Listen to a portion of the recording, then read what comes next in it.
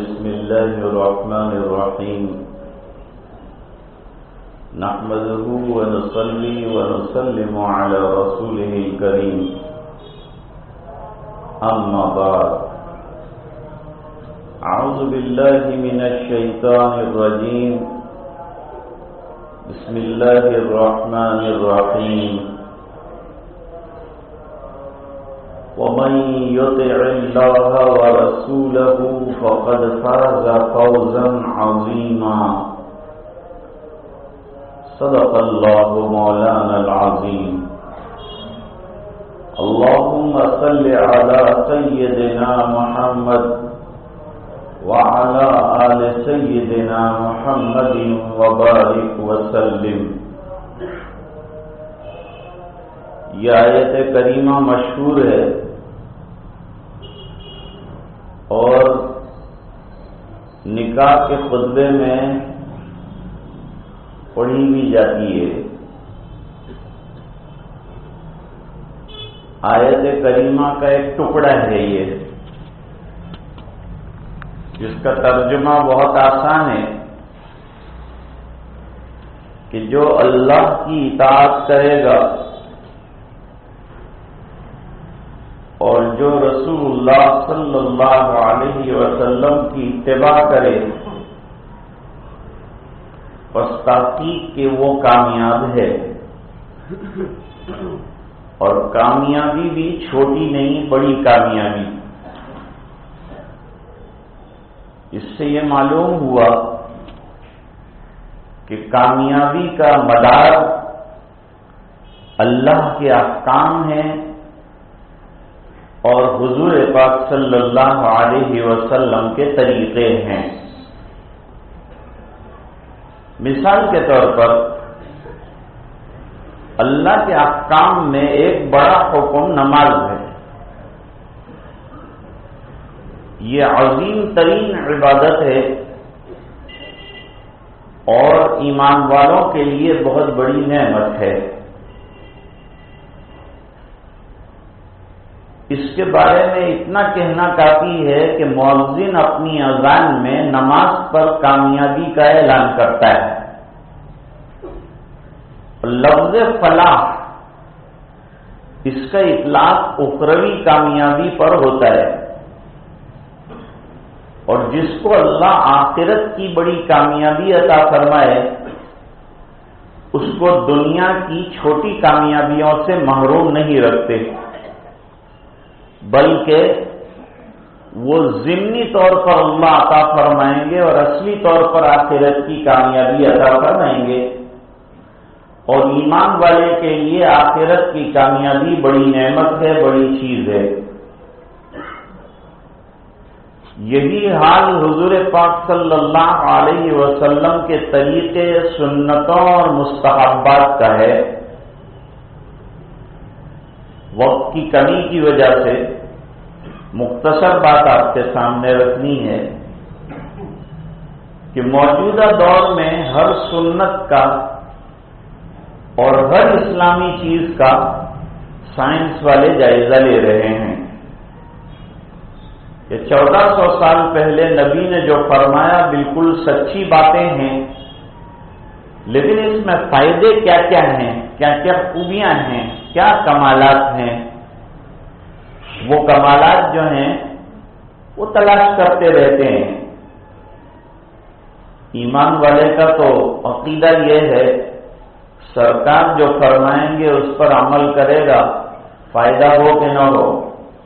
ارے ایک مرتبہ دنیا والے کہیں کہ نقصان ہے تو بھی ایمان والا اس کو نہیں چھوڑے گا، کیونکہ اس کے ایمان کی قوت کا وہ سبب ہے. سنتوں سے دین بنتا ہے اور سنتوں سے دین کے اندر تقویتیں پیدا ہوتی ہے. عربی میں سنت جو ہے نا بڑے راستے کو کہتے ہیں، بڑا راستہ، بڑی شاہراہ، اس کو سنت کہتے ہیں. اور چھوٹا جو راستہ ہوتا ہے اس کو منہاج کہتے ہیں. لِكُلٍّ جَعَلْنَا مِنْكُمْ شِرْعَةً وَمِنْهَاجًا.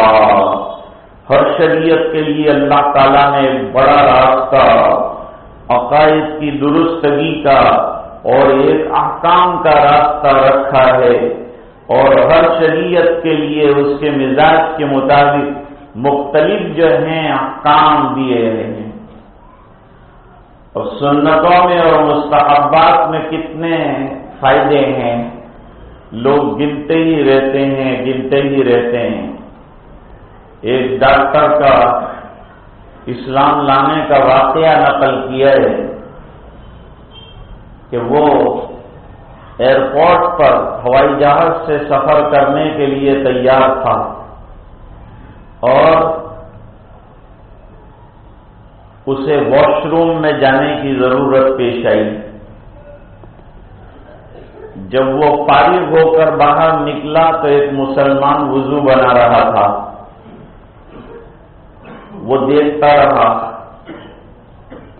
وضو کے دوران اس نے گردن پر مسح کیا، مستحبات میں سے ہے گردن کا مسح، یہ عمل اس نے کیا۔ جب اس کا وضو مکمل ہو گیا، اپنے کام سے فارغ ہوا، تو ڈاکٹر نے اس کو بلایا اور بلا کر پوچھا، یہ ابھی آپ کیا کر رہے تھے؟ تو اس نے کہا کہ ہماری ابھی پریئر ہے اور نماز کا ٹائم ہے، تو میں ابھی ایئرپورٹ پر ایک کونا تلاش کر کے قبلہ رخ ہو کے نماز پڑھوں گا، لیکن نماز سے پہلے ہمارے یہاں حکم یہ ہے کہ اپنے آپ کو کلین کرو، اپنے آپ کو پاکیزہ کرو۔ روح کو صاف کرنے کا طریقہ نماز ہے، اور جسم کو صاف کرنے کا طریقہ وضو ہے۔ تو میں وہ وضو کر رہا تھا، اپنے آپ کو کلین کر رہا تھا۔ تو اس نے پوچھا کہ آپ نے سب پارٹس تو کلین نہیں کیے، اسپیشل پارٹ کلین کیے جو ضروری ہیں۔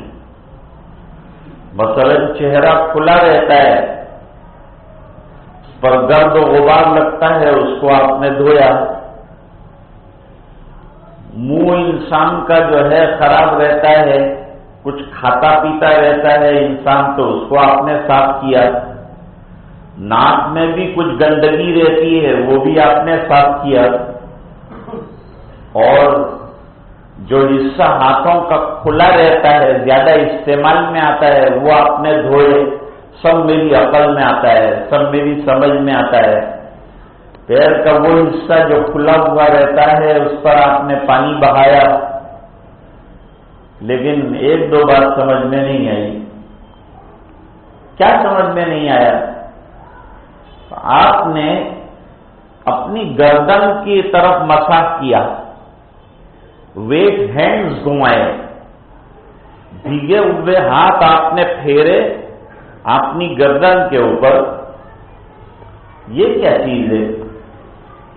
فرمایا یہ بھی ہمارے نبی نے بتایا تھا 1400 سال پہلے۔ فرمایا تم کو معلوم ہے اس کا سائنٹیفک فائدہ کیا ہے؟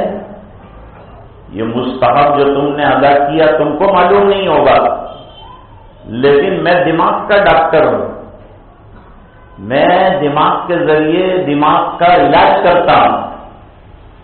مجھے معلوم ہے جتنی رگیں انسان کی جاتی ہیں دماغ تک، وہ پیچھے سے ہو کر جاتی ہیں، اور اس میں گردن کا حصہ بہت اہم ہوتا ہے، وہاں سے ہو کر جاتی ہے۔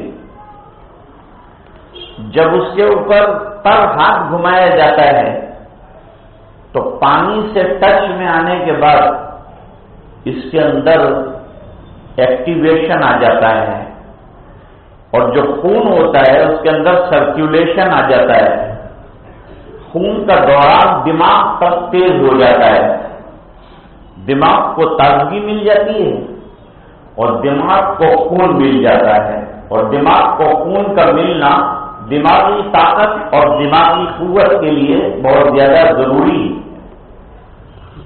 وہ آپ نے عجیب کام کیا، اور مجھے تعجب ہے، میں دماغ کا ڈاکٹر ہوں، تمہارا یہ عمل کرنے سے آج میرے ذہن میں یہ بات آئی، ایسا آپ کتنے وقت کرتے ہیں؟ انہوں نے کہا کہ جب جب میں وضو بناؤں گا، جب جب یہ عمل میں کروں گا، اور میں جب جب تم یہ عمل کرو گے، جب جب تمہارا دماغ ایکٹیو ہو جائے گا، اس کے اندر خون کا دوران ہو جائے گا، اس کے اندر تازگی پیدا ہو جائے گی، اس کے اندر قوت آ جائے گی۔ بڑا عجیب عمل بتایا ہے۔ جب تمہارے نبی کے بتائے ہوئے ایک پیارے کام کے اندر اتنی بڑی حکمت ہے، اتنے بینیفٹ ہیں، اتنا بڑا فائدہ ہے، تو اور سنتوں میں اور احکام میں کتنے بڑے بڑے فائدے ہوں گے، اس نے اسلام قبول کرنے کی درخواست کر دی۔ تو سرکار کی ایک ایک سنت بڑی عجیب و غریب ہے۔ ایک بڑے میاں ایک ڈاکٹر کے پاس پہنچے اپنا علاج کرانے کے لیے، شوگر کے مریض تھے۔ ڈاکٹر نے کہا اپنے ہاتھ بتاؤ، تو ہاتھ بڑے چمکیلے، پیر دکھلاؤ، پیر بھی بڑے صاف ستھرے چمکدار۔ ڈاکٹر نے کہا آپ شکر کے مریض ہیں تو اکثر پیروں میں زخم، کچھ نہ کچھ داغ دھبے ہو جاتے ہیں، لیکن آپ کے پیر بالکل سلامت، بالکل صحیح سالم، نہایت تندرست، اس کا اثر تک اس کے اوپر شوگر کا نہیں معلوم ہوتا، اور آپ بتاتے نہیں تو پتہ بھی نہیں چلتا۔ آخر آپ کیا عمل کرتے ہیں؟ اس نے جواب دیا کہ میں 5 وقت وضو کرتا ہوں، کیونکہ 24 گھنٹے میں 5 مرتبہ ہمارے یہاں پریئر یعنی عبادت کی جاتی ہے، اللہ کے دربار میں کھڑا ہوا جاتا ہے، نماز پڑھی جاتی ہے۔ تو میں نماز پڑھتا ہوں، نماز کے لیے وضو ضروری ہے، کلینلینس ضروری ہے، تو میں وضو کرتا ہوں۔ اور وضو کے اندر آخری عمل جو ہے پیروں کو مل مل کر دھونا ہے، تو میں ایک پیر کو 3 مرتبہ دھوتا ہوں، تو دونوں پیر 3 مرتبہ دھوئے جاتے ہیں، اور یہ عمل 5 مرتبہ ہوتا ہے۔ اور اس کے علاوہ اور بھی نفلی نمازیں ہیں، اس کے لیے بھی وضو کیے جاتے ہیں۔ تو بار بار میرا یہ پیر دھلتا ہے اور میں صاف کرتا ہوں، اسے مل مل کے دھوتا ہوں۔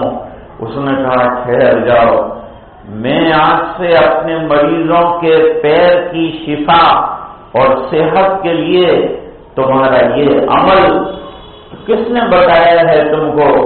فرمایا 1400 سال پہلے ہمارے نبی نے بتایا تھا۔ فرمایا 1400 سال پہلے تمہارے نبی کی سائنس کا عالم یہ ہے کہ جو بات 1400 سال بعد بھی لوگوں کو سمجھ میں مشکل سے آ رہی ہے، وہ نبی نے اتنی آسانی کے ساتھ تم کو دی ہے، تم عمل کرنے والے بنے ہو۔ یہ تمہارے پیروں کے بار بار مل مل کر اچھی طرح دھونے کے نتیجے میں تمہارے پیر محفوظ اور اتنے چمکیلے ہیں۔ اب سے میں بھی اپنے جتنے مریض اس لائن کے آئیں گے ان کو یہی کہوں گا کہ اپنے پیروں کو اس طرح دھو جس طرح کے مسلمان دھوتے ہیں، اور وضو کے اندر صاف کرتے ہیں، تم بیماریوں سے محفوظ رہو گے۔ بیماریوں سے محفوظ رہنے میں سنتوں کا اتنا بڑا دخل ہے، تو نمازوں میں کتنی بڑی صحت اللہ تعالیٰ جسمانی اور روحانی دونوں عطا فرماتے ہیں۔ نکاح بھی سنت ہے، لہذا وہ بھی فائدوں سے خالی نہیں ہے۔ شرط یہ ہے کہ سنت کو سنت کے دائرے میں اور سنت کی شان کے ساتھ کیا جائے۔ اللہ تعالیٰ سب کو عمل کرنے کی توفیق عطا فرمائے۔ وآخر دعوانا الحمد للہ رب العالمین۔